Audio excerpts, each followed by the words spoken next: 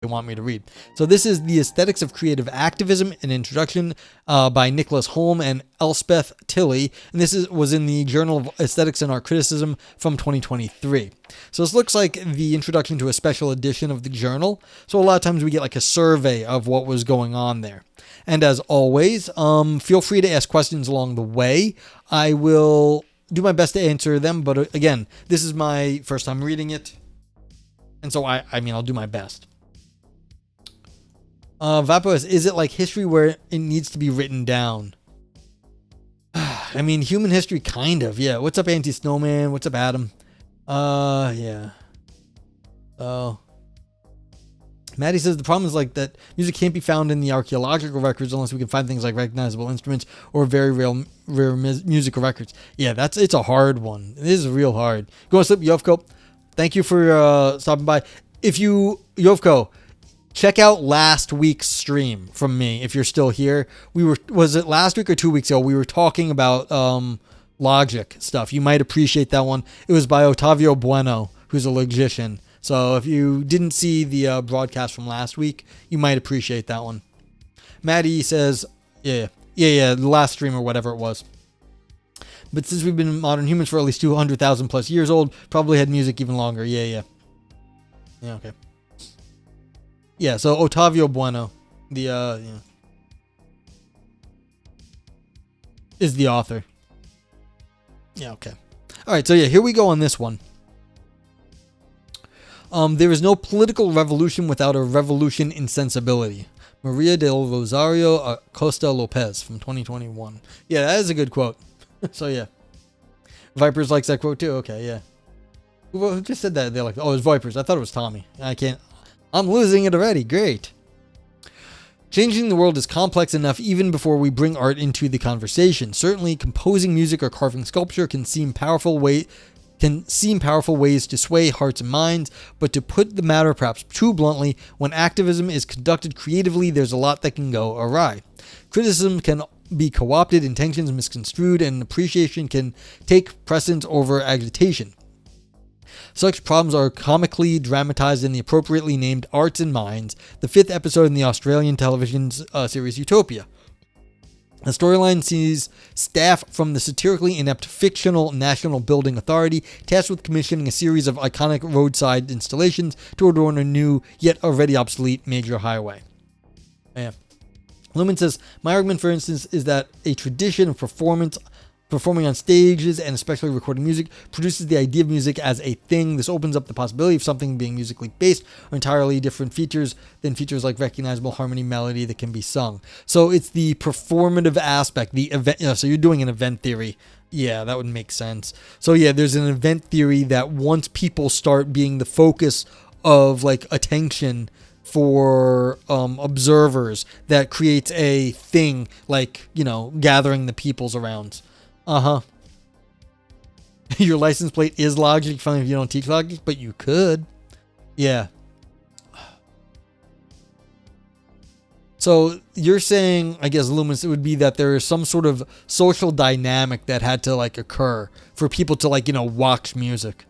Yeah, that's interesting. Who knows? Okay. In response to this creative prompt, the artists seek not to beautify the roadside, but to engage in what we can recognize as creative activism. One artist designs a road to nowhere off-ramp that sends traffic in an endless loop. Another plans a 3/4 sized replica of fake truck stop that diverts the traffic just before the real truck stop. Oh, that's mean. That is mean. You'd make a fake truck stop that everyone like gets off and it's like all like miniaturized by like a little bit. Ugh.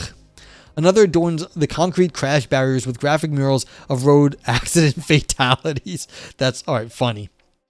Birds initiated music before humans. That's fair too. We could have been imitating the birds. Good point. Lumen says, and other things as well, perhaps that would be a huge one in shifting how we perceive the sufficient conditions. I have a whole argument about this, but it's too hard to put in chat. Yeah, fair.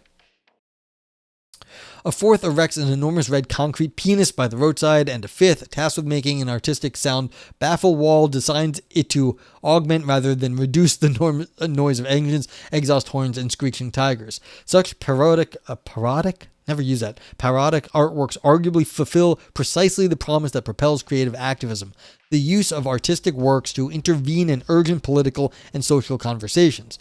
One work disrupts the inevitability of progress, while the others point to the phallocentrism of capitalism or reinsert repressed knowledge into the public discourse by amplifying, not obscuring, the costs of growth. Such interventions are crucial if, as Christoph Disco argues, the democratic process depends on the vitality of public space. Yeah, I mean, there's been all sorts of protests against Donald Trump here in the United States of America, and I'm sure other parts of the world. I'm sure some things are helping the really bad stupidity that's going on here in the U.S. But I mean, as I've said, this is stuff I'm not as good at. I don't know exactly how these things like work. Like, I never kind of got it. It's like, I don't understand the sociology of it. I don't understand like what's going on. I'm worried about causal structures. It's like, how am I supposed to know that?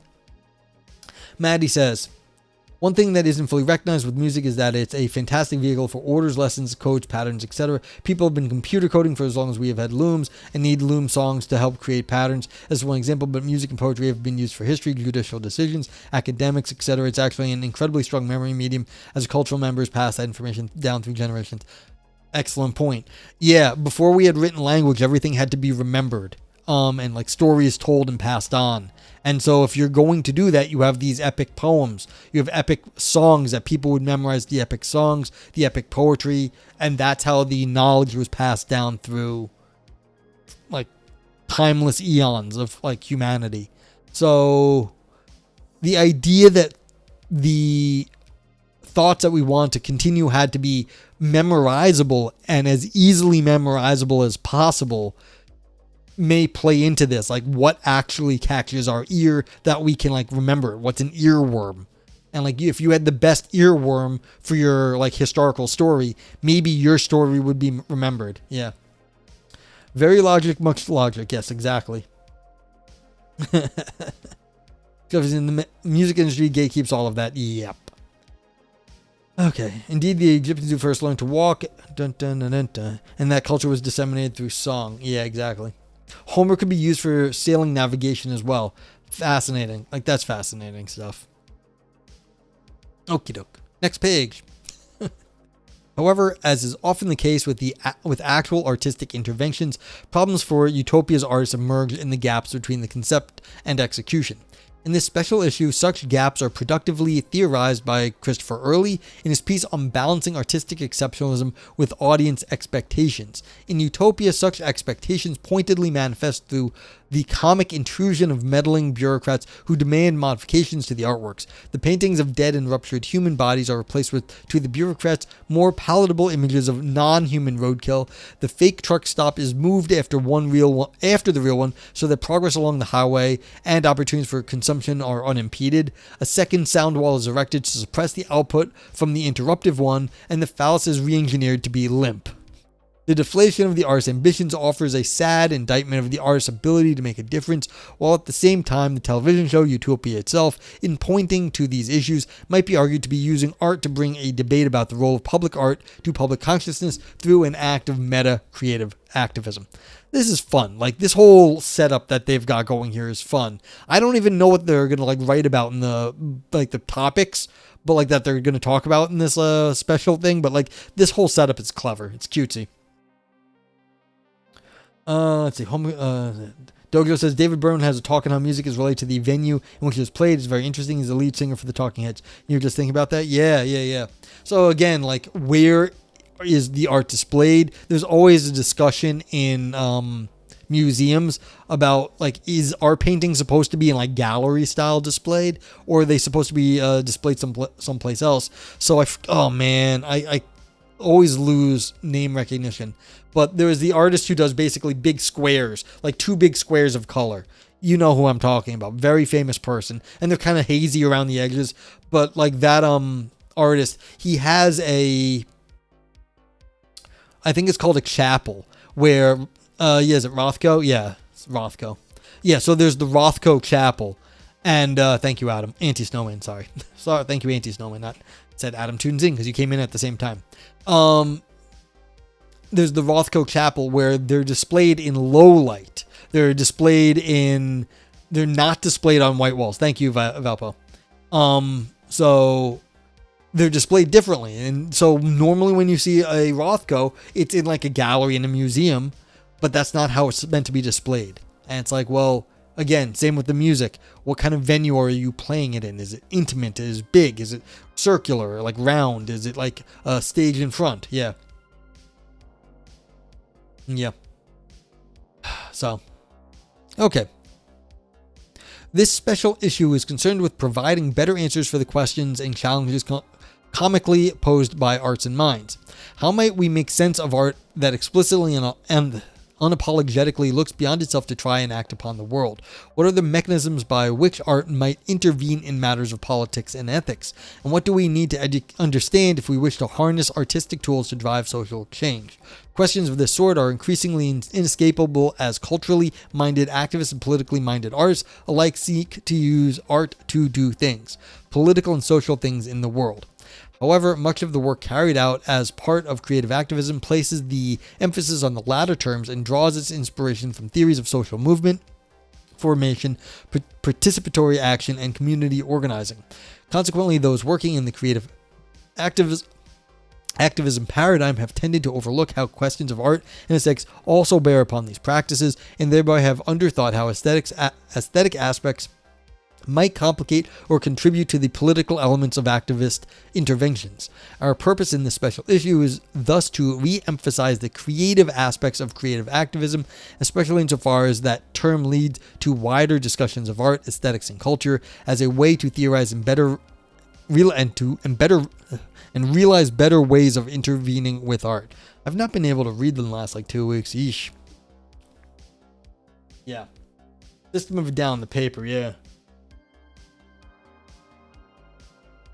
Going too fast, maybe. What art does when art does politics. Also, these are long sentences these are not huge words, but these are nice girthy sentences with thick words in them. These aren't small words. If you can I don't know if you can see this line, but this is a long fucking word. Another word, none of these words are small. Let me show you the small words in this sentence. There's a the, in, an and then the next smallest word is voices here. This is voices. This is the smallest word in the sentence that's not like a connective. Voices. Everything else is longer than that. So yeah. Would it help if it was in VS Code? No. Because actually it would hurt. Because this has actually got reasonably good formatting compared to the mono-spaced font in VS Code. Anti-Snowman says you're not allowed to say girth in 2025 unless you want us to think of penises. You're shocked and appalled. I know. Yeah. Penises. I've already spoken of penises in the paper. The paper itself mentioned penises. It says penises right up here. Red concrete penis. Right here. It's not my, this is philosophy. This is published philosophy. Red concrete penis. Okay? I'm not hating on VS Code. I was in it earlier. I was using VS Code earlier. The question is, would it be easier here? It's a very penile sentence, yes. So, I was VS Code is yeah, where is it? It's right there. I was just talking about VS Code.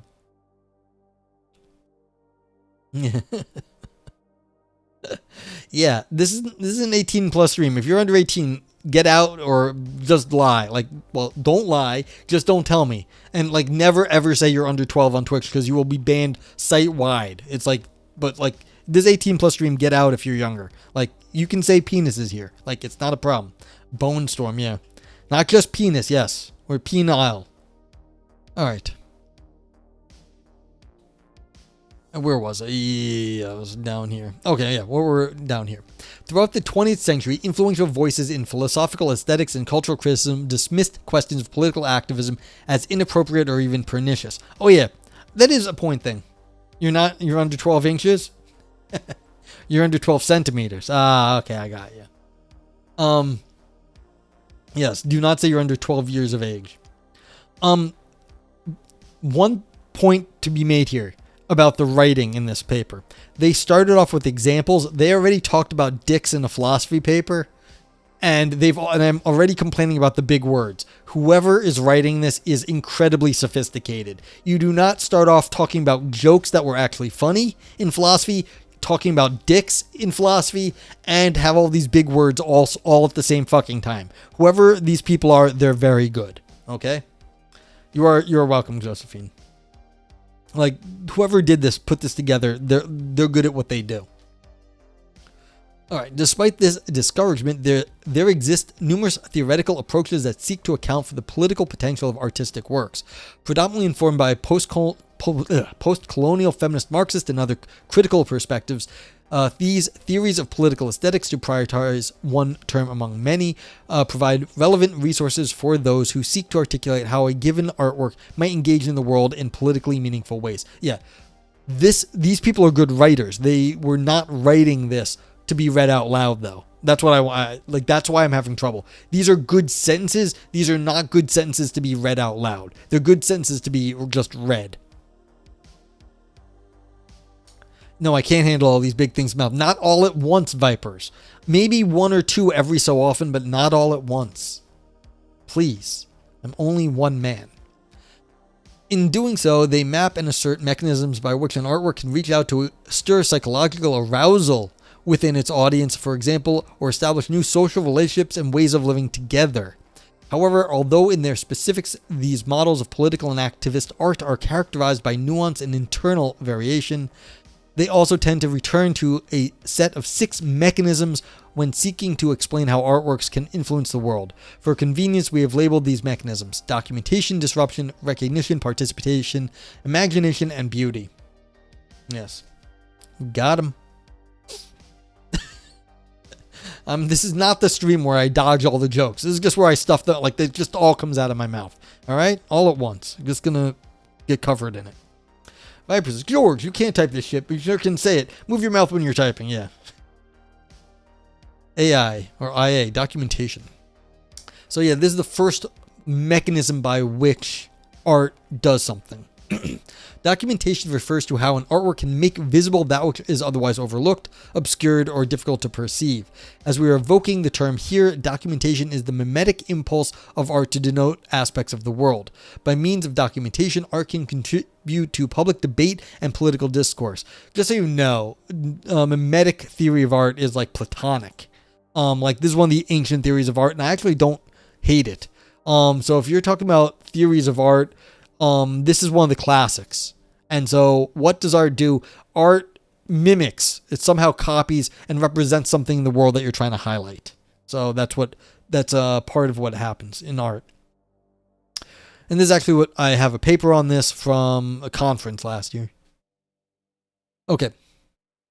It can bring issues and topics to public attention, expose injustice, and confront its audience with what they have not been able or have not wished to see or hear.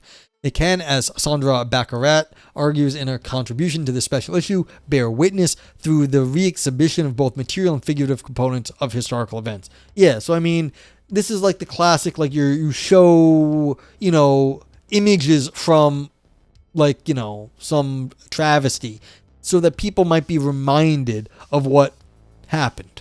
Yeah. Like, y'all can pick your favorite ones, all right? You can think of the pictures that have been plastered around. Beyond realism, artistic documentation may also surface and provide processing space for difficult topics through metaphor, allegory, and allusion. It can slow time to enable micro-scrutiny of important implications of routine practices, as encapsulated in Isaac Julian's observations that the violence of everyday life occurs in the way in which people may look at one another. In Utopia, this mechanism informs the artwork, which adorns the roadside with depictions of gruesome road crash victims, forcing drivers to acknowledge the hidden brutality of the system in which they participate. Anti-Snowman says, are these 6 mechanisms being used to describe intentionally activism art or any art with political impact? they said up here, where was this? What would they say? They're looking at the aesthetics of the art used in activism. That's what the point was here, is that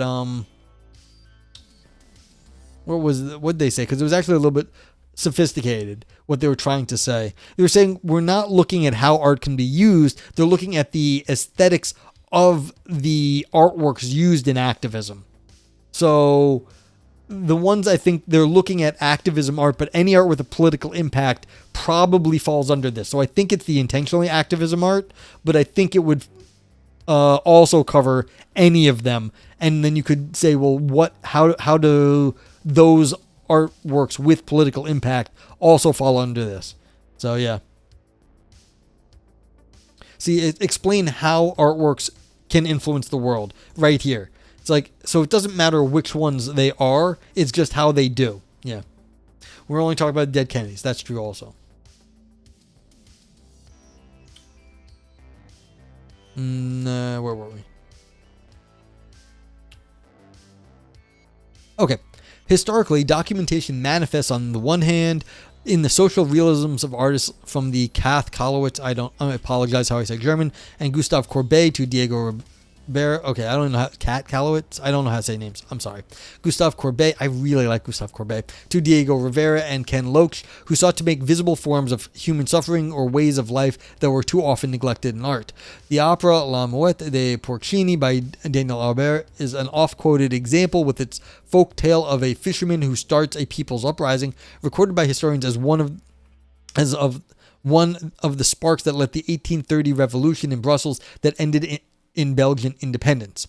On the other hand, a similar but distinct impulse can be seen at work in theories that explore how artistic production might create new ways of perceiving the world, such as Walter Benjamin's assertion that film's dynamite of the split second will enable a new penetrating perception of the natural and social worlds. It is likewise this idea of documentation that sits at the heart of Lukács' noted quarrel with Brecht and Bloch over the political potential of expressionism versus realism as alternative means to convey the reality of class struggle as the motor of history.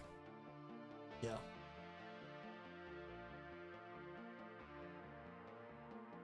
I'm already out of water. I usually don't go through it this fast. Auntie says, gotcha. I'm hoping they'll talk unintentionally political art here, or how that's impossible to identify. Yeah, like, I think what they're doing is they're trying to, because this is an introductory chapter, they're trying to give a lens on how to start looking at politically charged art and what it's doing in terms of the aesthetics. Not how it's actually acting in the world, but on the ways and the mechanisms in art that get used to then have a political motion force. Yeah. Keeps evoking 1984 for you? Yep. George Lucas has his best character names? Yeah. Gil Scott Heron? Yeah. Okay. Next, disruption. Disruption is the potential of art to interrupt, upset, or disturb habits of perception and understanding. This is the shock of the avant-garde, the challenge to convention of the radically new, that is associated with the wild daubs of paint and the provocation of atonal melodies. A frequent proposition in modernism, disruption describes the process by which artworks can incite, through the play of form and the difficulty of their indirect mode of expression, their audience to perceive the world in new and confronting ways. And, you know, I just want to give my buddy a shout out. We have to shout this guy out every so often. Let's see if he's lurking. He is not. But yeah. If you don't know our buddy Aristotle, we got people here from some other community, but most of you guys know him. He's also a philosopher. He does mostly ethics and ancient philosophy, but he's also very well skilled in aesthetics. He can talk a lot about this sort of art too. So it's like, if anyone here is interested in this stuff, you can also go talk to him about this sort of thing. But, you know, I forget to shout him out because I assume everyone here knows him. But like every so often, like if you don't know him, go give him a follow. More philosophy content, and he does more of a Ask Me Anything philosophy stream. Okay, where was I? Okay, one strong claim for this particular mode of aesthetic intervention has been made with reference to rock music, in which beat and noise are argued to embody a Dionysian sensibility that subverts and attacks social norms. A darker variation is the use of similar tactics by Vladislav Surkov, novelist, theater director, and advisor to Vladimir Putin, who has weaponized aesthetic disruption as a tool for aggressive realpolitik. Rosin Ventislavov explores a further performative examples of disruption in his article on this issue, using historical examples of politically charged performance art to usefully counter the lay misconception of performative as lacking effect. Bring back Hanna-Barbera, I demand it. Yeah. We like our cartoons here. Artistic disruption has been extensively theorized from Viktor Shklovsky's formalist account of Ostranenie, or a defamiliarization, a technique by which art renders objects unfamiliar and thereby thwarts habitualization of perception, through Sigmund Freud's theory of Unheimlich, or the uncanny, a vague feeling that something familiar is not quite right, to Bertolt Brecht's alienation effect that turns the object of which one is to be made aware from something ordinary, familiar, immediately accessible into something peculiar, striking, and unexpected. And Heidegger's assertion that an artwork founds a new world that disrupts existing interpretation of the world and thereby engenders a state of existential disorientation. Perhaps the most influential manifestation of this mechanism in current discussions is a post-Rancierian notion of disruption as an aesthetic means to disturb and realign the dominant distribution of the sensible. In Utopia, we might understand this mechanism in terms of the confronting image of the giant red phallus that discombobulates its audience. This is what I'm fucking talking about. The idea that you can write this sentence in the middle of a philosophy paper. We might understand this mechanism in terms of the confronting image of the giant red phallus that discombobulates its audience. You don't normally get this shit in philosophy papers.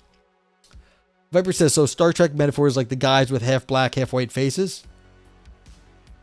I don't remember what that is in Star Trek. I don't remember that. But I mean, that could be. Yeah. I mean, does that discombobulate you? I know, Luminance. I was like, we're getting into aesthetics and stuff, and it's like, and we're mentioning Heidegger.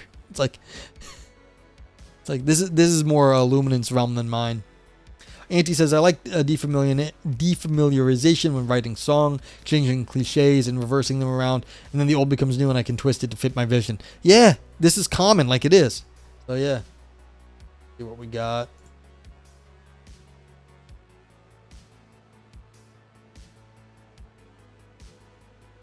Oh yeah, look at that. This is maybe for the 60s. This was like discombobulating. I don't know. Like it could be. Yeah, Josephine's like discombobulated. Frank says the clumsiest metaphor of all time, which is great because people are dumb. I mean, Frank, you're not wrong. Like, yeah. Viper says racism metaphor just alien enough to detach itself from all the baggage of racism. Yeah. It's funny. They were trying in the original Star Trek. They were trying to do something. So good for them. Okay. Amongst the articles in this special issue, Adam Burgos and Shayla Lintott argue that although artistic transgression has now we're calling up Barrow Day, we've got transgression, has often been claimed to disrupt only the art world's aesthetic disobedience, has a much wider generative potential that parallels civil disobedience, while Sarah Rich and Sarah Bartholomew argue that the iconoclastic disruption and destruction of previous art can itself be understood as a form of creative activism. Alongside this, Marina Grizinix,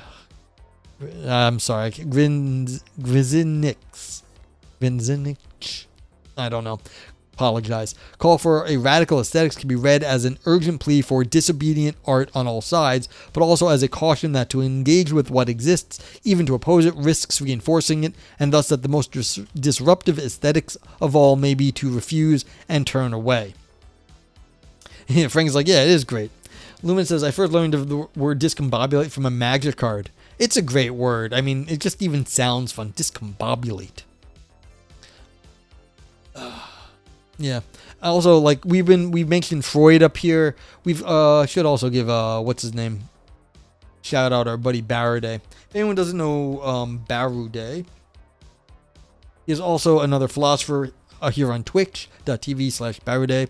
He is doing his PhD on the concept of charisma and is drawing from a lot of the same sources of like art, Freud, psychoanalysis. So it's like if you're interested in, talking about how these things, manifest themselves, like how like leaders use art, you can go ask him. Frank says, when the master alien who has white on the left half of their faces explained that, of course, the guy with the white on the right halves were serving class, they just look at them. The viewer reaction was like, has to be, wow, this is stupid. Hey, that's, how these things go. Luminous said, better not be some blue-white control deck you were playing, yeah. So now we've got like a magic gatekeeping in chat. Like, wow, all right.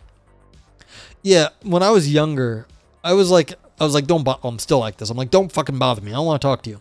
So I was wearing just like the most blasé clothes. And my cousin was like, you're normcore. I'm like, what the fuck is normcore? It's like, you're always wearing the most normiest clothes possible. It's like, it's not possible to get even more normie than what you wear. I was like, oh, damn it. Like the whole point was that I wouldn't get noticed. And now normcore was the thing that like got me noticed for being so normcore, which was funny.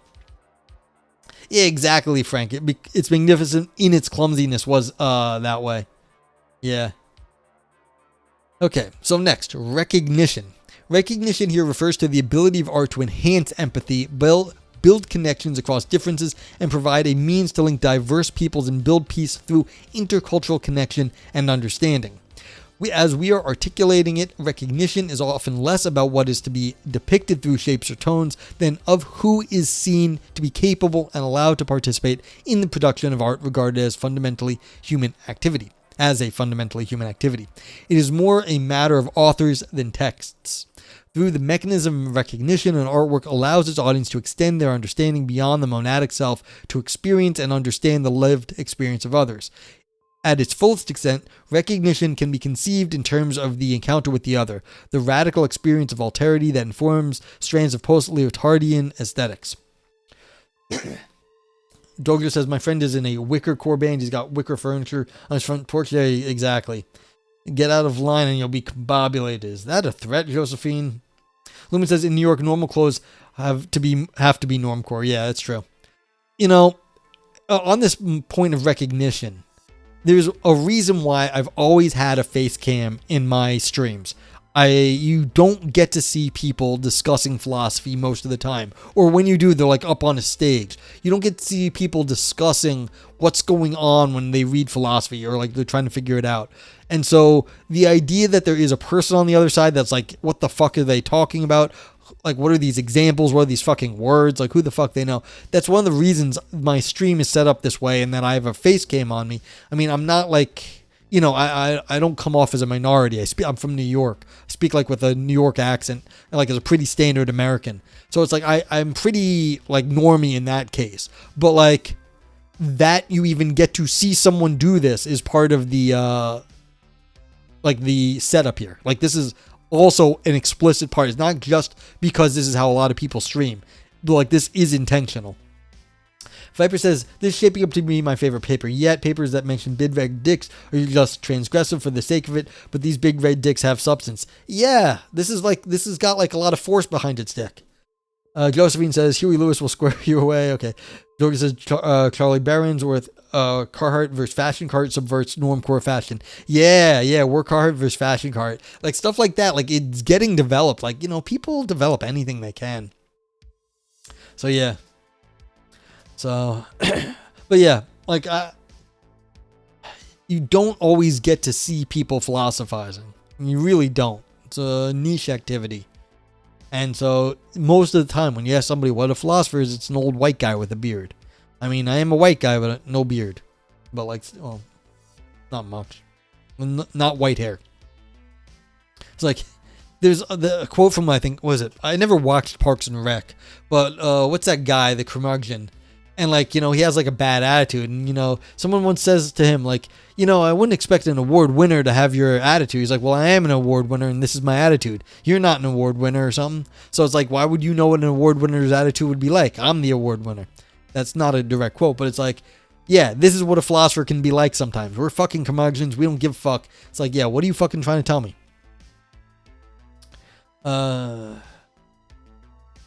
Yeah, blue-collar people do not take kindly to what they see as posters. That's right, Anti-Snowman. And to be fair, like, that's right. Like, why? You know, if someone's trying to just, not put on any pretenses, I do my job, this is what I do, this is like my entire life, and then someone comes in and tries to fake it, it's like, nah, dude, don't do that. Like, that's antithetical to having a, just not, you have like a simple life where you get to like, have a good time, do some things, you make some money, have like decent stuff, like, that's cool. Lumen says, I actually think some people do think there's no such thing as a philosopher alive today. Philosophers only in ancient Greece. Yeah. You're a slave, don't copy me. Oh, God, don't. That's terrible. I'm sorry. Yeah, so. No, it's part of the stream. So, you get to see it. Like, you get to see Aris with his shirt off. Like, you don't really, like. I've been thinking about this since it happened. So, DCI Banks found some new, like, budding philosophy stream called Low Key Philosophers. And it's the alt channel of some actually rather successful musicians and filmmaker pair. And it's like two women. And so DCI, like, I think messaged me and Aris and maybe some other people, I don't know. But we go over there and we're like chatting with them. And they're like, they're afraid they're gonna freak us out. And I mean, I'm just thinking, like, how could anyone freak out Aris? Really? Like, I don't think that's possible. And like, you're not going to freak me out. Like, you just aren't.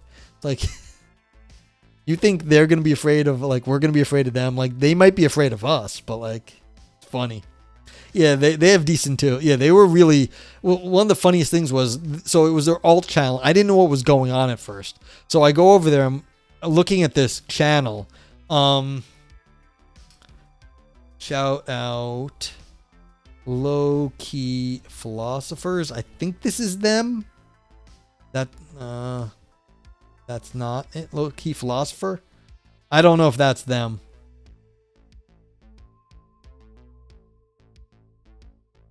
I don't know. Who knows? Whatever. You know what? I'll shout out their main channel, which is CA in LA. But yeah, like, I was watching their channel and it was the Low Key Philosophers things, and I was like, this is not, like, something's wrong here. Something's very it's two women's, yes. Something's wrong here. They are really fucking good at, like, their production quality is like top tier for a stream. Like, they are bouncing off each other really well. So I was like, these people have like skills. Their stream is set up, their lighting is excellent, like their sound is like top tier sound. Their stream like setup is everything, and they have 100 followers. I was like, something is very off here. And then, like, if I realized, and DCI messaged me, but like, that was their alt channel. Their main channel has, like, they're partnered streamers. They've got tens of thousands of followers. I was like, okay, now they have an alt stream, but I didn't realize that at first. I was like, there is no there was something very odd about like the production quality and the quality of the stream that they were already producing. I was like, the 100 followers is like, no, you're way too good for this. Josephine, I think more Stone. I was talking about something else. Yeah. So yeah, it's I can't remember names when streaming. That's the first thing that goes on me. CA, it's Courtney and Ashley, I think. Anyway. What was I reading? Where the fuck was I? Okay. Recognition can also inform grounded and contingent accounts of artistic politics, such as theorized in Ranciere's Proletarian Nights, where he argues that the perseverance of 19th century workers to create art and participate in a cultural life under exceptionally unconducive conditions was itself a deeply political act that spoke to their membership in the polity. In more contemporary conversations, recognition has tended to be articulated in terms of diversity and access, particularly as the basis for the ethical value and function of including previously excluded humans and more than human voices in the production of art. Art is here envisioned as a means to embrace or amplify marginalized voices in order to facilitate extrospection and broaden representation. In this issue on graffiti as redressing unequal access to urban spaces of communication. Okay, I'm sorry, there's too many fucking parentheses here. The best example of such practice in Utopia is the post-materialist baffle wall that augments the voices of more than human elements of the environment such that their presence cannot be ignored. It should also be noted that in the special issue, both Helen Petrovsky and Marina Grzinic posit that recognition is not automatically progressive and sometimes creates activists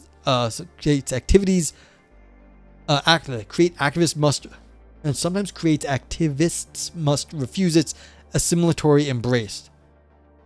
Okay, and sometimes creative activists must refuse its assimilatory embrace. Okay, I got you now. Sorry about that. Participation.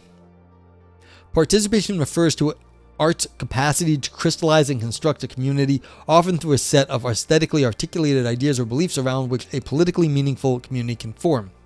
This is the ideological work of aesthetic forms reimagined in more positive terms, not as false consciousness, but as the proposition of a shared worldview that is necessary to enable and inform political action. Although not directly framed in such terms, this impulse informs a range of work in early cultural studies that explores how aesthetic works can act as the nuclei of new webs of connections or to which a community might return when they're seeking validation or encouragement in the face of adversity. Giving voice to this potentiality, Thomas de France argues that, quote, "This could be the end game for us all then, to imagine creative exchange that considers our assembly and temporary recognition across difference as the reason to participate in art, by, about, and for us, briefly convened but sparking in discovery rather than abject solitude or misrecognitions. Let us make space for one another by retreating from having to know what's next or what came before, and instead encouraging a long-winded encounter of an art making public with itself." Hey, welcome to fucking Twitch, where I make long-winded speeches about bullshit and you guys discuss. Like, yes, this may be the end game for art. Yeah, that's not a bad quote. It's like that we actually all can, have a discussion about things we don't quite yet grasp and the different potential things we could do in society. Grumble, grumble, smile, pancakes? Yeah, I could use some pancakes. Actually, I need more water, really. You know what? I'm going to take a fucking BRB and refill my water. Everyone get up and stretch. Just be back in a minute.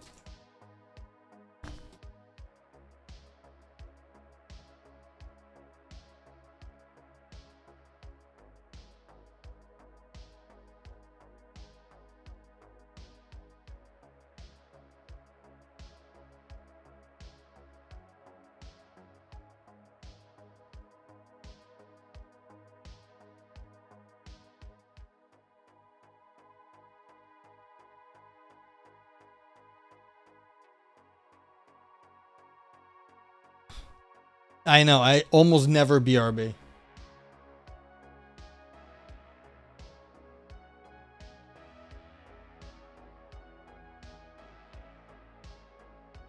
I mean, it's 10 o'clock at night here, so 2200 for all you non-Americans.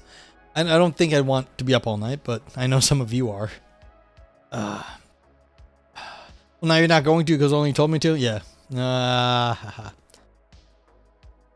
Thanks for making me take a water break. Lumen, do you stream for longer than me? Yeah. White Russian. Oh, dude, I haven't had a White Russian in a while. I'd like one. I used to drink beer during stream back in the pandemic times. But to tell you the truth, it's harder to explain stuff when drunk. It just is. It's just like your opinion, man. That was a lot less than 5 minutes. The sign lied. Yeah. Oh, that's right. It does say back in 5. I forgot about that. I forgot what my BRB screen said. Yeah. Okay. Where were we? We were here. Okay.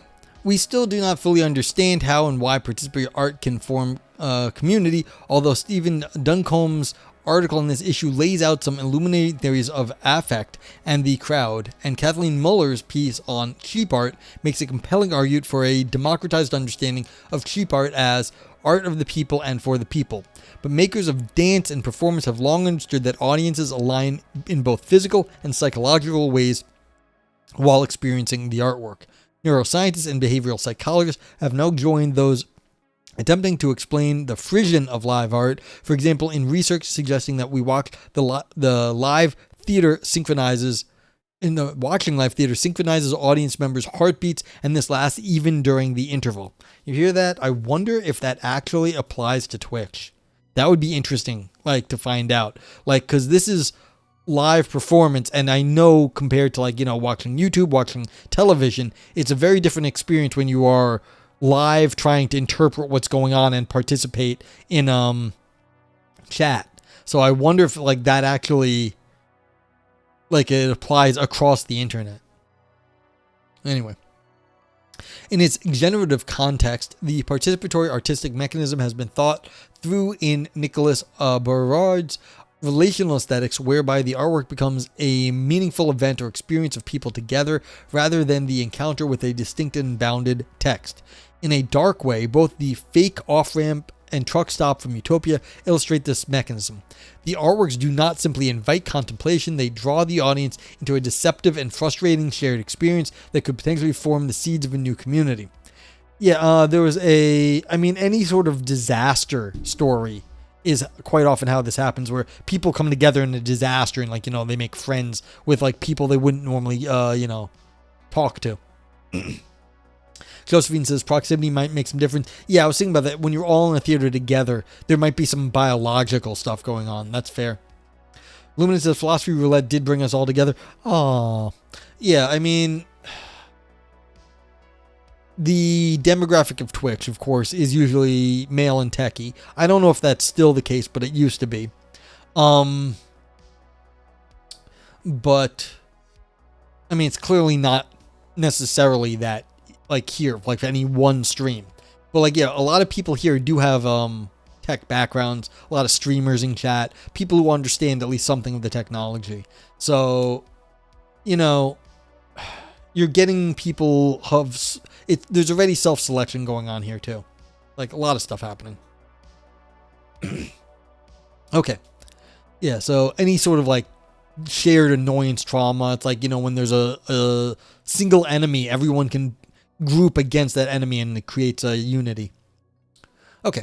However, such a negative experience would usually be understood as an exception to the general tendency of the participation mechanism in creative activism that emphasizes the power of art to provide human connection, opportunities for dialogue, a sense of solidarity, and through these and other communitarian means to help develop reflexive self-awareness, heal wounded people and communities, and inspire or facilitate collaborative work needed to restore damaged ecosystems.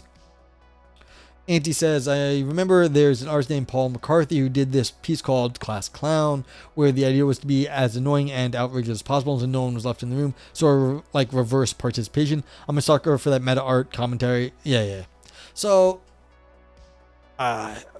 there's plenty of stuff out there where you get, like, this sort of unique interaction. I think Space Grime was telling a story where she went to, like, a public art thing, and the artist did something like he was chaining people together, and it was frankly just unsafe because, like, God forbid there was, like, a fire in the room and, like, they couldn't unchain themselves from each other.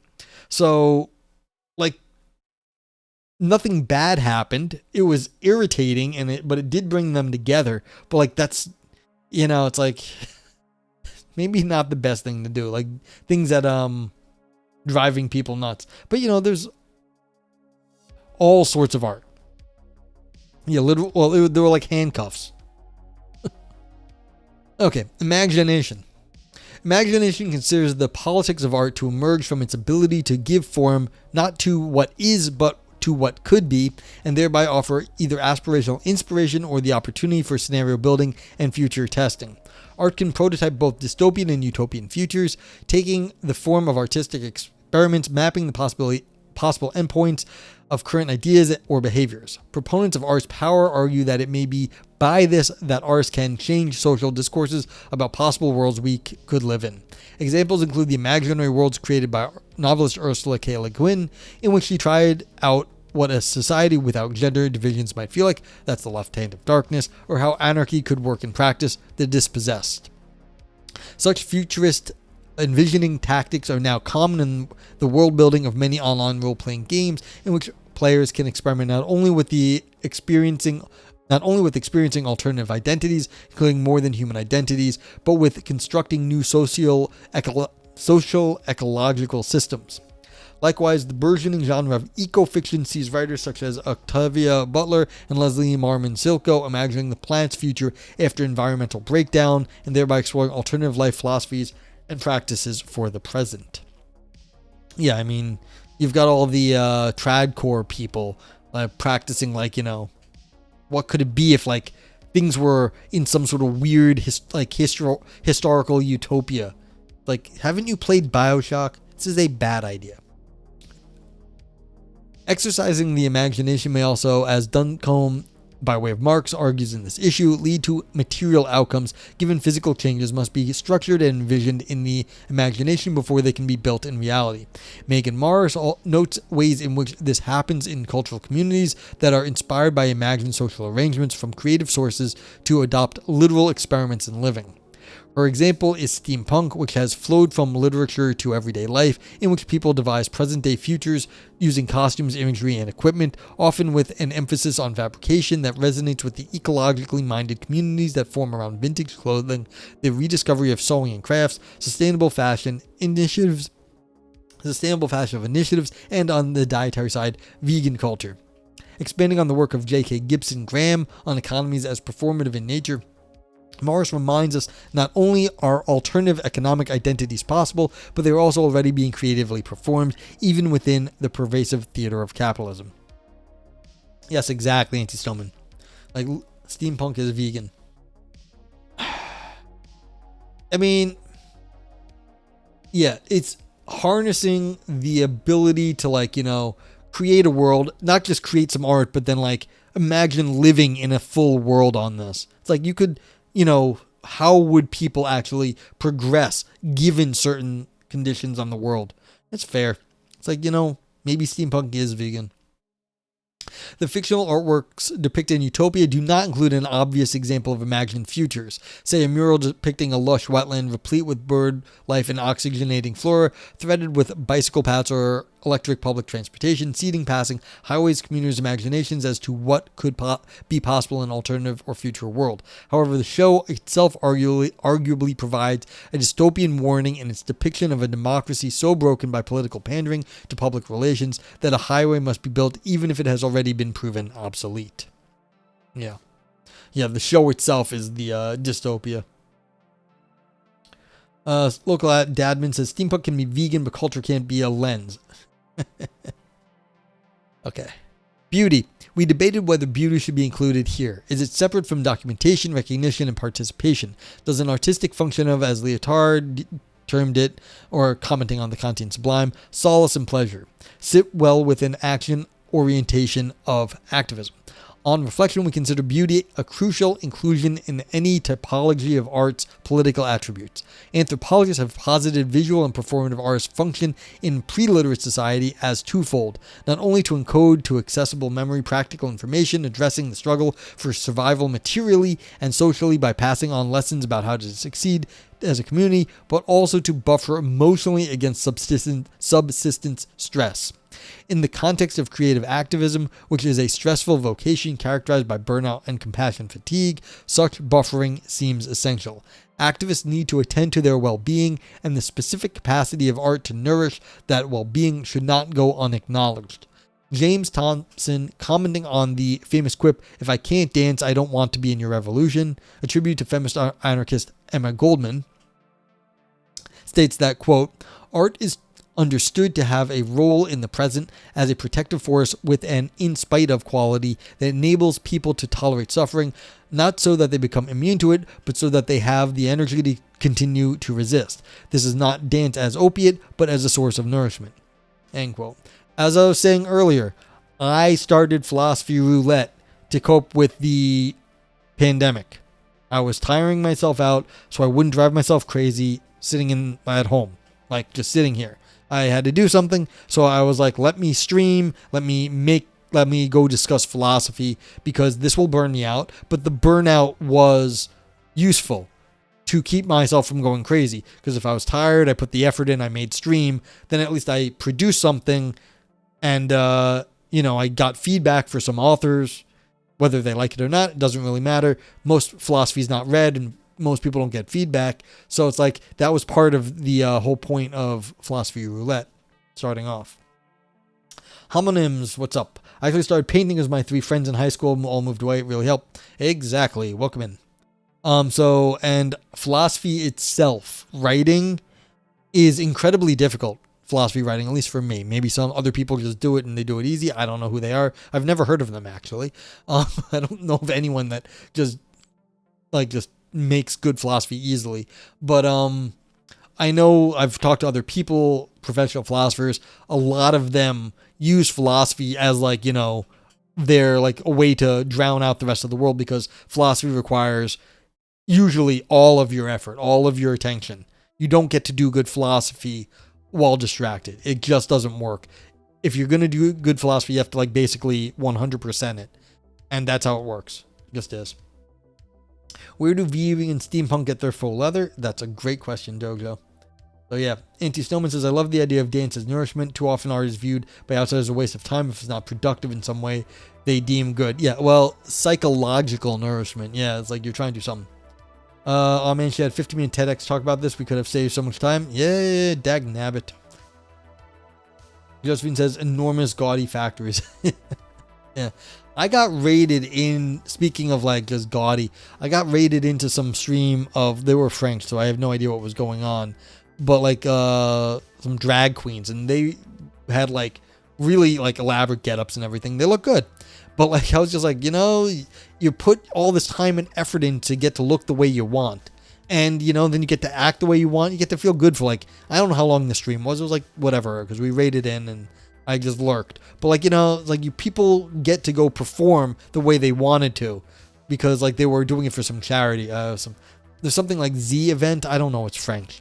But so there was some big charity in France with French streamers, and drag queens were participating, and they looked like they were having a good time on stream. I don't know what they were saying, and everyone was talking in French in chat, and I was like, cool, good for you guys. And I was but this is how people have fun. Homonym says, professional philosophers be I'm going to write my book on Hegelian positivism, and just have to figure out what Hegelian positivism is. I was I wonder if Luminance is going to comment on this. And Luminance is yeah, it is. So this is a lot of times, if a professor wants to get better at a topic, they will teach a class on it, because then they have to are forced to, get ahead of their students. And so if you are on the hook for teaching a class on a topic, that's how you learn it really well, because then you have to stay ahead of all the kids in your class. And again, if you're say doing grad students, you're not staying ahead of kids, you're staying ahead of adults who may have a good background in things. So you have to get good fast. So yeah. Anti-Stoneman says, you're running from your problem in art, or maybe I'm solving my problems by running into art. Easy. Yes, exactly, Anti-Snowman. I'm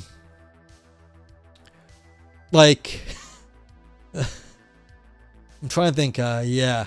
I've got in memoriams as thank yous on some of my papers, because someone died and I felt bad. I was let me at least go put some fucking effort in. This stuff happens.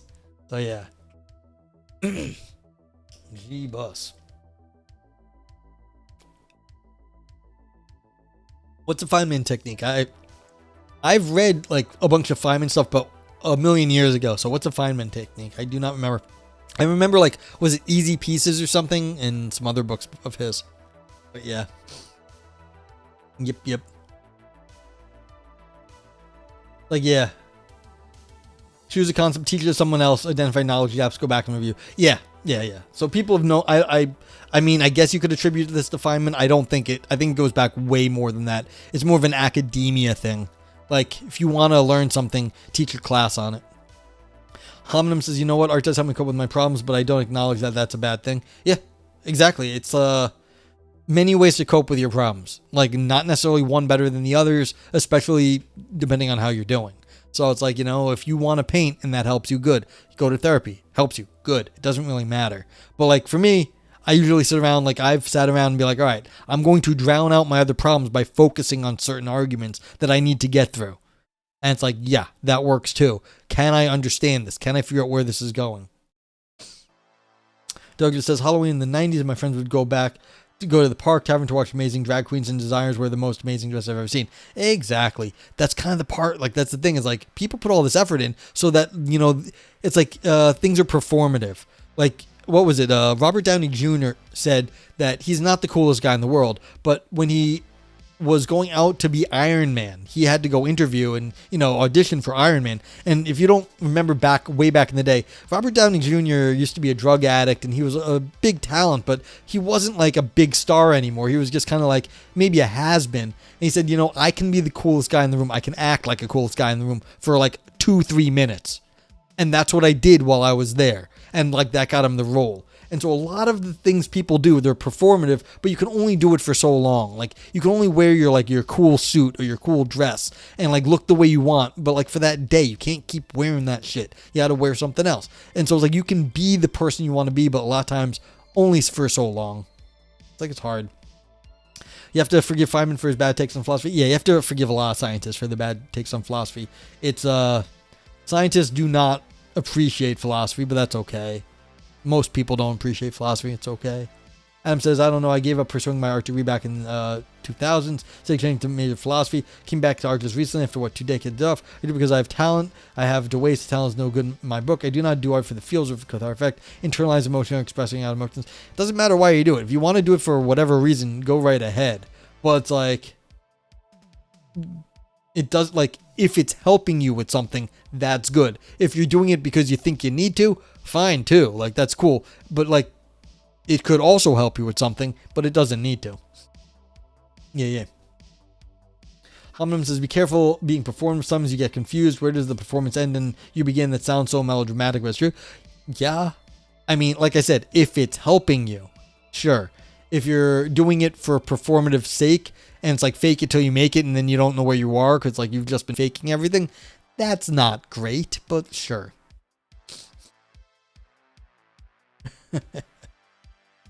Okay, where were we? More than this, beauty in art, through its links to the categories above imagination and representation, reminds us that it is not only the excluded present and the hoped for future that can be represented, but also the exquisite now, that which is worth fighting for and which can spur activists to continue the struggle. In this special issue, Matilda Carrasco Barranco explicates this potential by analyzing the complex interrelations between beauty and anger. Of course, if art gilds what Heidegger termed the existentials, the social and political status quo, sealing them with a gloss of rationality and stability in the guise of beauty, it is conservative art. But as Kathleen Higgins notes, beauty also assures us that something real is lovable and provides the comforting background against which one can think the uncomfortable. None of the fictional artworks in Utopia perform this function, but arguably the comedic packaging of the television show itself provides both release from stress and an accessible space in which then think through some of the difficult questions about art's purpose. Perhaps Utopia offers us the function of artistic beauty in the form of humor. We have little doubt that the incisive and legitimate objections will already be stirring in many readers' minds in response to these bald categories. See, again, these people know how to talk, write and talk. It was not meant for being spoken, but like, this is the idea that we're getting these nice metaphors here, like the bald categories. I mean, it's not a metaphor, but just getting the nice vocab and like words here. It's unusual. See, it's like, again, next sense, like all typologies. They didn't just go with categorizations. They said typologies. It's fine. Ours is necessarily crude, glossing significant differences within the categories and overlooking the extent to which particular theories of political aesthetics overlap. We welcome these objections as the beginning of a more structured and therefore hopefully more useful conversation about the creative activism aesthetics, one where we are not always reinventing wheels and throwing babies out with the bathwater. See, again, this is what I'm talking about. We've talked about dicks and babies in the same paper. So recording the hairline categories, yeah. Homonym says, I think a lot of scientists are just so focused on the objective reality they forget about the subjective reality of humans. It's a real blind spot on their part. Yeah. It's like, this is the whole thing. Everyone has to get hyper-specialized now, and it sucks.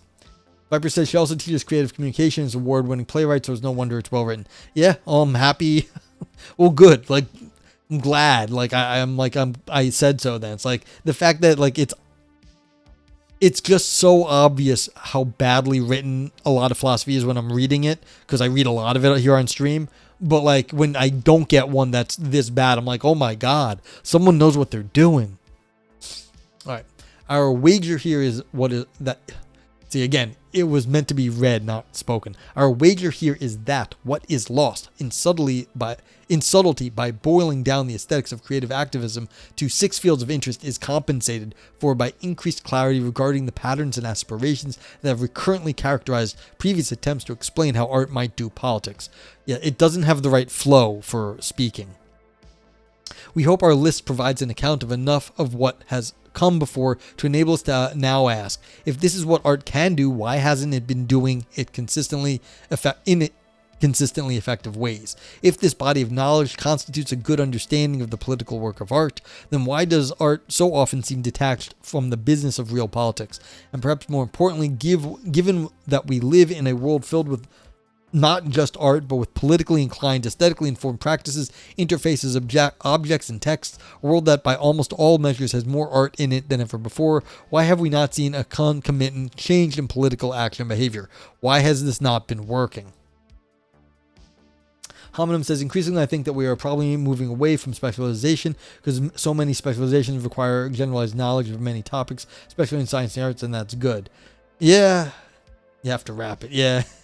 Well, you could see I had to change my pacing to read the one of these sentences up here because this what was it?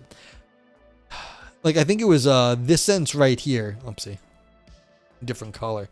Like this sentence right here. Like it was just not good to be read, but like by doing it in a more like shorter syllables, I think I was able to say it, but it's hard. Yeah. Art hasn't been working. Well, yeah, why not? So if we have all these good ideas about how art could work, why hasn't it been working? As we write this introduction, 2 young Just Stop Oil activists, Phoebe Plummer and Anna Holland, have just been arrested on charges of criminal damage and aggravated trespass at London's National Gallery. They threw soup on one of Van Gogh's sunflower paintings protected by glass, stating, "What is worth more, art or life? Is it worth more than food, more than justice? Are you more concerned about the protecting of a painting or protection of our planet and people?"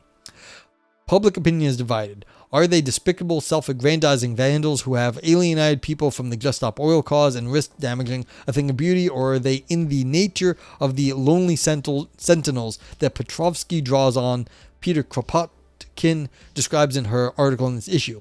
India Burke, writing in The New Statesman, suggests that Van Gogh would have approved of their protest. Van Gogh was a radical. By advancing abstraction and experimentation, his paintings asked contemporaries to look afresh at the world they live in, particularly through his recurring depiction of poverty. Yeah. Girlish answer, a question we live in a world filled with. Anti-Semitism says, art hasn't been working, seems like a big claim. I want to see if it works out. That's true.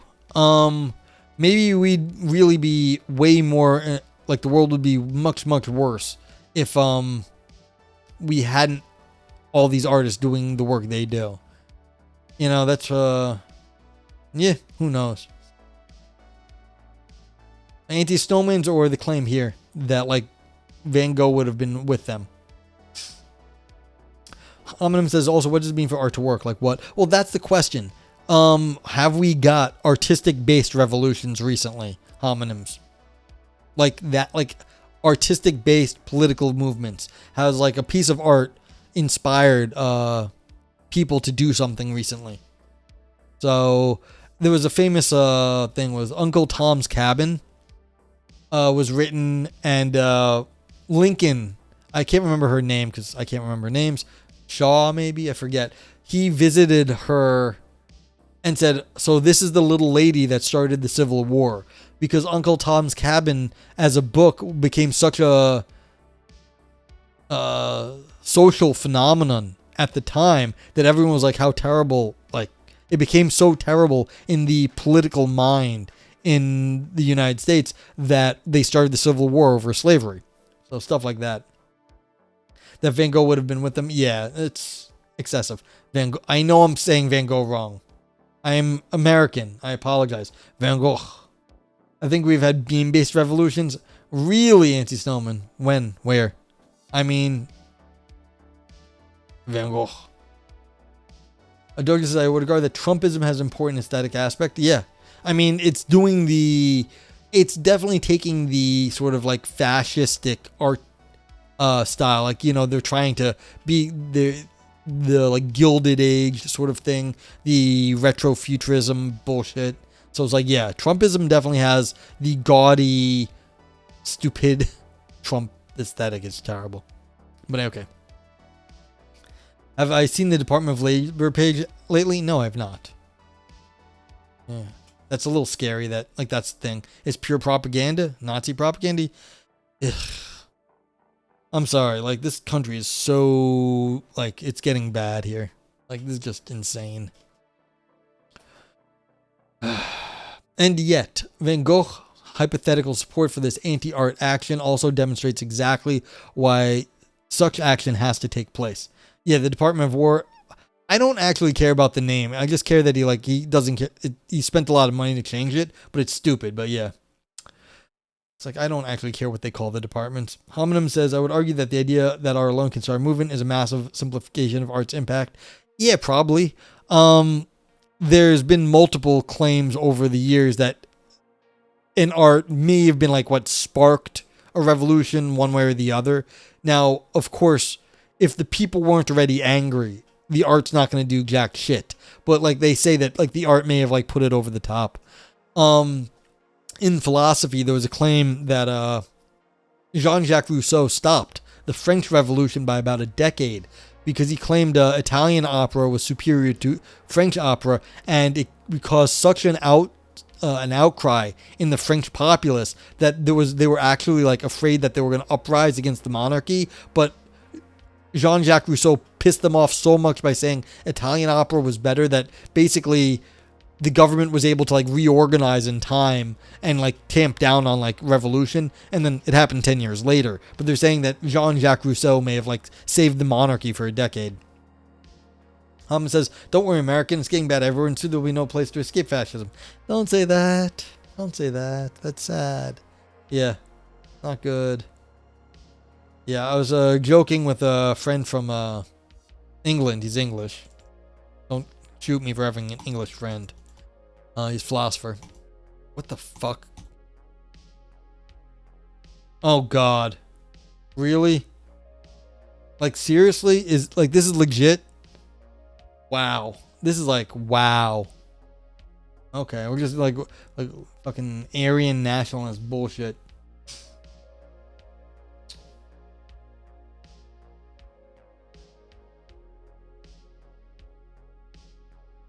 Seriously. I mean, you know what's really funny about this? It almost feels like the old Russian propaganda.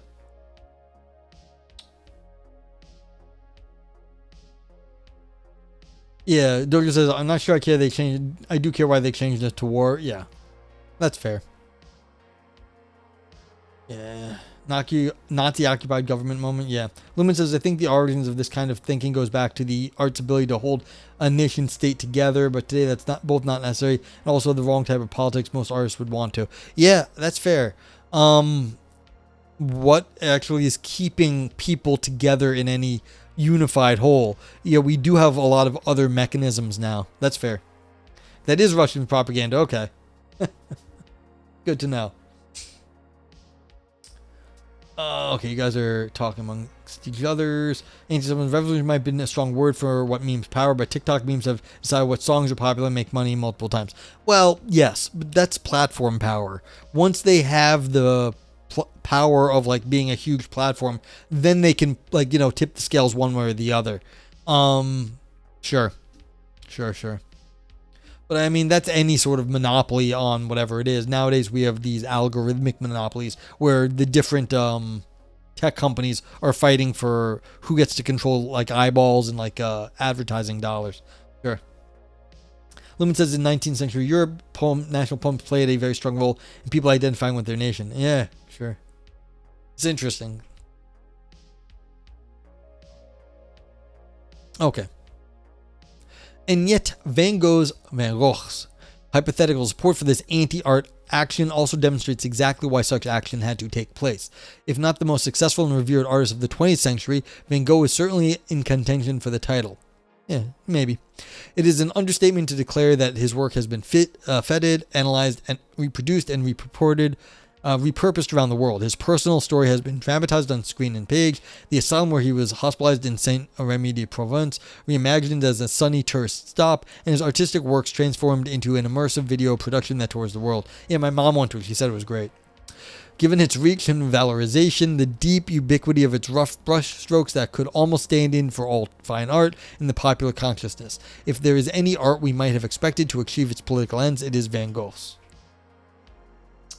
Okay. The revolution will be televised on Fox News. Ugh. Holm says, in 19th century Europe, there was barely a concept of nation state. Nation states didn't emerge until the 1840s, and they didn't solidify till the end of colonialization in this 1960s. Yeah, I think that's the point, though, homonyms, that Luminous was trying to make, was that there were other things that, like, the music and the poetry of the time was actually drawing people together, and it wasn't the idea of the nation state. So it was like other things were doing it, so art was actually more important then. Now we've got, like, you know, more mechanisms to keep people nationalized, I guess. Okay, perhaps his work and its influence upon broader artistic and cultural traditions have contributed to a process whose ultimate and now imperceptible influence saved us from a greater nightmare of instrumentalist industrialization. This is what I was saying. Maybe this is what their claim is. To Ansi Snowman's argument earlier that, well, how successful or what is the success conditions here? We can't know. We just can't know what the world would be like without the art that we had. You felt that mid-sentence that happens. Yep. Lumen says exactly. Boundary lines much easier to enforce today. Yep. That's what happens. Like I'm typing, I'm like, I shouldn't have said that. Yes, yet it is unclear whether it... There's so many consonants in this writing. Whatever it is, this person likes their consonants.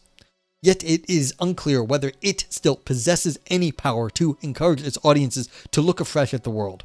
When strolling in the halls of the National Gallery, how many patrons are inspired to reimagine how they perceive and understand social arrangements, inequality, or poverty, to recognize their own privilege in being in a position to spend leisure time consuming art? The question now in a post-Van Gogh meets soup world is what art could do differently if and when it seeks to change the world. In a world that is confronted by terrible challenges from climate change to technological monopolies, terrifying pandemics to resurgent fascism, what can art do to help? And do we need to think about art and aesthetics in new ways to better confront these challenges? Asking these questions in a useful way requires that we move away from the unstated assumptions that framing a political intervention in creative ways will automatically make it more palatable or effective. It is not necessarily the case that art will succeed in political ends by virtue of its creative inspiration or affective intentions. Indeed, creative activism can go very wrong. It can harm audiences, misrepresent or appropriate causes, and cause distraction from the needs of an actual movement. Rodern, very consonantal. Yeah. See if it's easier in New Zealand accent. I do not think I can do a New Zealand. Holm says it's sometimes easy to forget how recent concepts of race, national, and identity are. It's one of the things that I feel have gotten worse in the last 200 years. Yeah, they've definitely gotten used for political purposes. So people are using the nation, using the concepts of race for whatever ends they want. It's not usually that good for, I think, the populations. Okay, sometimes these processes can unfold the very problems. Colonialism, patriarchy, ableism, racism, capitalism, or carbon footprint it seeks to change, or descend into art washing or poverty porn, both of which can obscure or turn away the impulse to act. Despite the 2+ millennia of thought directed to questions of art and its social and moral impact, from Confucius to Plato to the burgeoning scholarly interest in creative activism today, the specifics of how good art can best deliver good activism remain unclear. You tried it, it is easier? You know, that's fair. Certain, like, accents or whatever, they just flow different, and so the words sound different, and then it happens. I just have my I used to be good at accents too when I was like much younger, and then at a certain point I just lost my ability to do good accents, and now I have like I think I could do one or two, but like not really.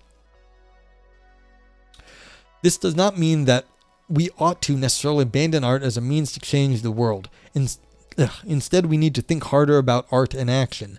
We need to interrogate how the potential and mechanisms of art's politics may have changed in the context of a changing world. Changed in the context of a changing world. Simply because Van Gogh's sunflowers once possibly challenged institutional orthodoxy and helped imagine new ways of seeing and being, does not mean that they continue to do so in our current conjuncture. What do creative activism and the politics of aesthetics look like 2 decades into the 21st century? And how might philosophies of art and theories of art criticism help us rethink the relationships between art and the broader world? We are excited by the fresh and fundamental contributions of the authors in the special issue make to answering these questions. Hey Lumpy, have a good night. You too. Good bed. Good to see you, dude.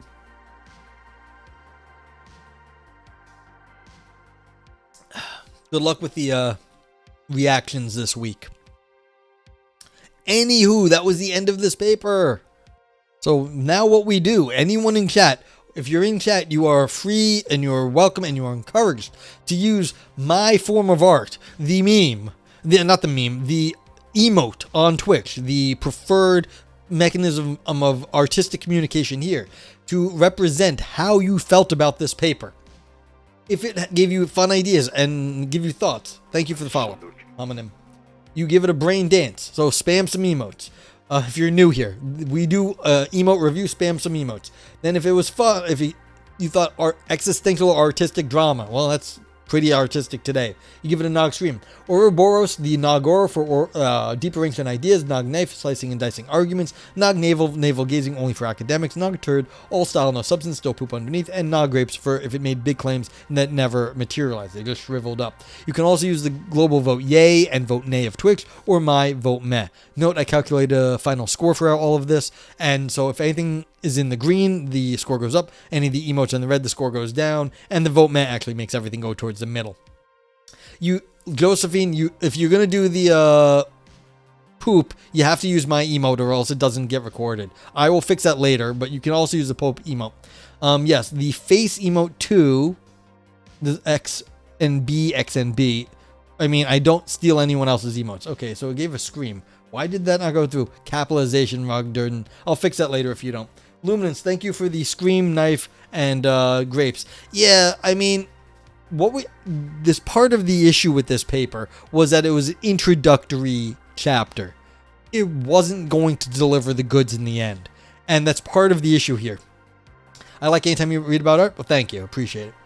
Yeah, so...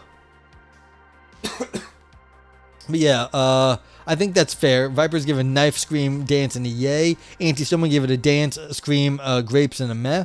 Roger says Froggen auto caps on mobile. Yeah, that happens to me too.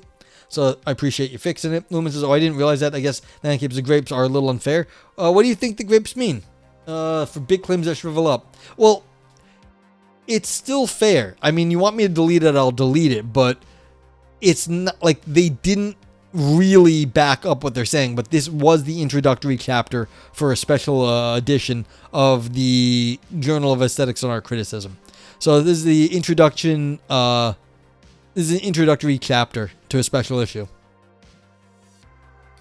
And no, it is. Like, oopsie. This is the abstract, the first line.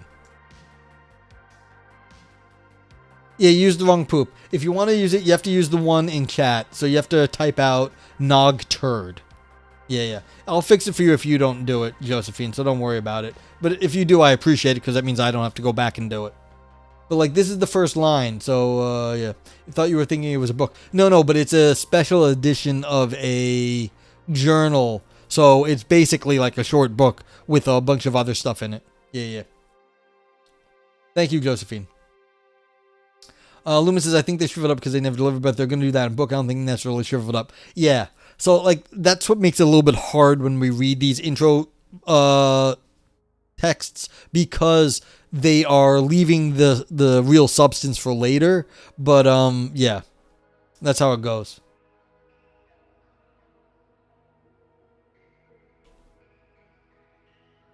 Okay, what do I say? Can we meet the author? Oh, are they particularly good looking vipers? Let me think of what I'm gonna read first. Say first. And welcome in X and B too.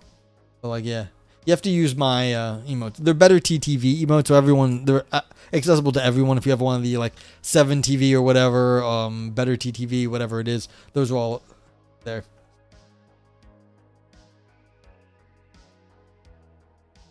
Yeah, so as far as this goes, like this wasn't bad. I thought it did a good job. It definitely had some ideas in it. It's gonna get like 2 brain dances. Um, get a Nog scream because it's definitely about the arts. And it's gonna get a vote Matt too because it's not like the best thing in the world. She just seems lovely. Okay, let's see. Yeah, because part of the issue is the emotes are only recorded when this screen is up. So I want to give everyone a chance to get their reviews in. So we'll go look at it as soon as the this is over.